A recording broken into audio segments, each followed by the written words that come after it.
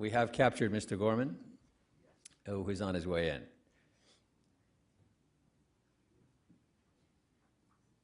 Geoff, will you be joining us?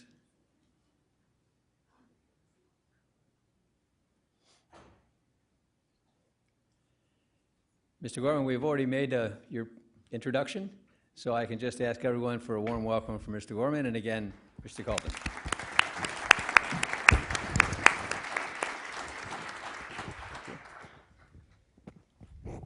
Well, there's an awful lot to talk about, James. Thank you very much for being here.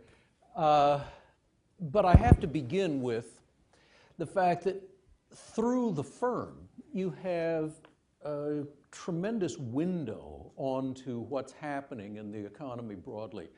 What is your business telling you about, first, the state of the U.S. economy right now? Well, Geoff, before I start, I have two things to say. One, I apologize that my times were messed up and I messed up your schedule, so apologies. And secondly, I'm told that by being here, you're automatically giving me a 12 months hands-off Morgan Stanley and a sharp discount on any search fees that you do for us. So I truly appreciate that. That's a very robust and generous offer.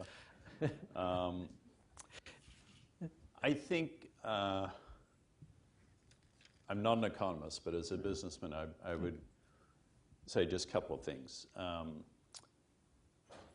At the moment, there's only two things that matter, despite the Ukraine and Syria and Japan and what's going on in Indonesia with the impact of tapering and how the election's going to go in Brazil later this year. And you can go around the world. There are a lot of things to think about, but two things really matter.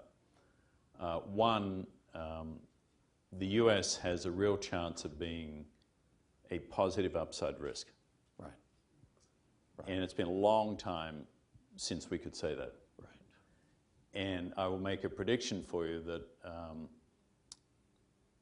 the closer we get to the end of this administration and to the beginning of the next one, the more probable that becomes. Right. Because the business community is generally, they're wide to face on the future, but for the last several years, we've been carrying around a lot of scar tissue from the economic and financial crisis, and we've been looking backwards. Right. And I think finally the business world is starting to look forwards. Right.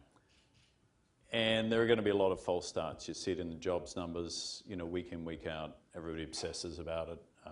Then they go and revise them a month later and completely changes it anyway, so who bothers worrying about it week in, week out? Right. So that's the positive. The negative is, potential negative is China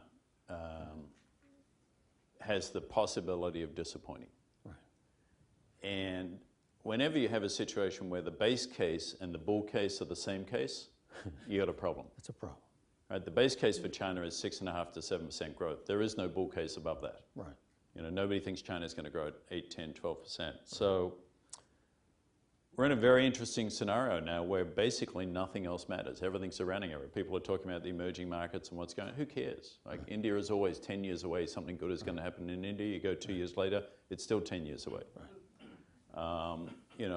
There's turmoil in Brazil, with the elections coming up, but it's relative to the two biggest economies in the world, right.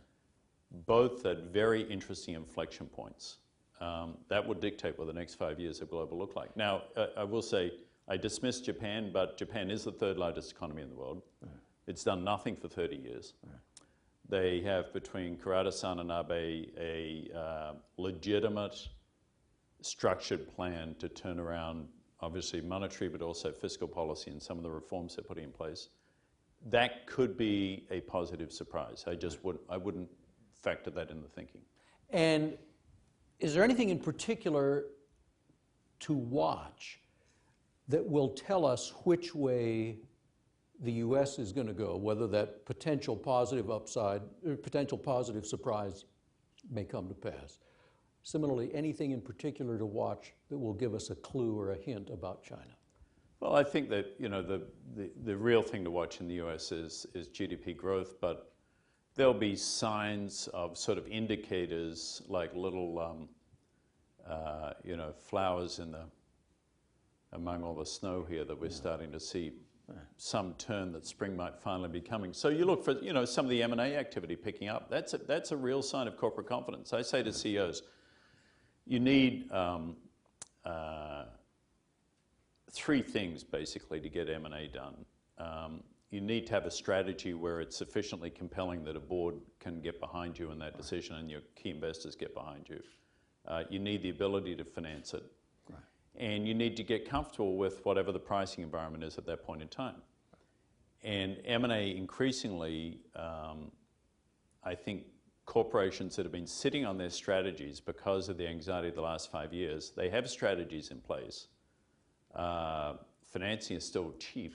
Right.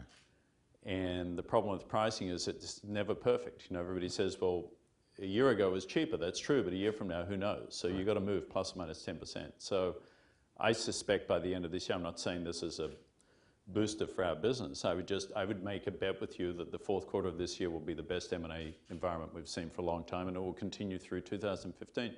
If that's right, then that clearly is a strong sign of business confidence. Then you look at things like credit card delinquencies to make sure there's no uptick in consumer credit problems, and jobs. But GDP, little M&A, little jobs, little credit card delinquencies, and everything else. There's so much data you can get lost in the data. Yeah, you can. For China, sure. China's tricky because honestly, it's a planned economy, so the numbers are what they're going to be. It's not totally transparent as to how they're constructed. You don't really know what the quality of the debt on the balance sheets of the banks are. You don't really know how many of the municipal and provincial governments have borrowed and under what conditions. We saw our first debt default in China last Friday, and I think that was a good sign. That shows there's some transparency. The system is showing itself to be true. So, any sense of a diminishment in power of Xi Jinping would be a good indicator. We've probably got the most powerful leader maybe in the history of humankind right now. Right? He runs the military, he runs the party, and he runs the government, probably in that order. Right. And he's also the chairman of the Economic Integration Plan, which is the 60-point plan that came out of the third plenary. He's all powerful. He's created a National Security Council. So if anybody can get it done, he can get it done. Right. I want to ask you about your experience over these past very eventful 6 years or so, and what they can teach us about leadership. And let's start with you arrived at, you were brought into Morgan Stanley, you arrived there in December of 2007, which in retrospect we know was the peak of the economic expansion. That particular month was the high point, was all downhill from there economically. When you arrived at the firm, what did you find? What was the situation as you observed it as an outsider coming in? Well, I hate to correct you, but I actually arrived a year earlier. Oh, I'm sorry, the That's right. information I just had said don't want to misrepresent. Oh, okay. But the conditions were much the same. 06 and 07 was in a peak, it was in a real bubble environment. I mean, our market cap was $60 billion. We had 1 billion shares outstanding. Our market cap is now $60 billion. We got 2 billion shares outstanding. Right. So, the environment then was very, very bullish. I was brought in for a very specific task, which is in 1997, Morgan Stanley had, in its wisdom, merged with Dean Witter. Right. Under the simple premise that Merrill Lynch had figured out a new mousetrap, which was to own distribution for retail and institutional investors. And if you had a great manufacturing plant, which you do if you originate securities, and you own distribution, you have the ultimate mousetrap. And Merrill Lynch came from nowhere, having distribution, built the manufacturing plant. Suddenly they had something nobody else had. So Morgan Stanley looked at that and they said, we've got a better manufacturing plant. In other words, we originate, provide M&A, corporate finance advice, capital markets advice better than Merrill Lynch does. If we can get a distribution, we can be the ultimate winner here. And they merged with Dean Witter. And in one of the all-time lessons of corporate mergers, they promptly kept the Dean Witter business in a separate location with a separate management and a separate brand name. Right. So they basically said, we want your muscle, but we don't want anything to do with you. Right. For a very simple reason. All the Morgan Stanley people went to Ivy League schools and all the Dean Witter people didn't. Right. And there was this huge elitist cultural clash, which I think it's almost as simple as that. So 2006 came along, so it had been, 9 years, and John Mack, who'd been brought in 2005 to fix the company, figured out that he should spin off Discover, which I think was the right call. And there was a lot of pressure to spin off Dean Witter. And he brought me in he interviewed me and he asked, what should I do? Should I sell this thing? Should we keep it? Whatever. Can it ever make money? I said, of course it can make money. There are 3 competitors making money doing exactly the same thing. So there's no structural model issue. It's just you guys don't know how to run it.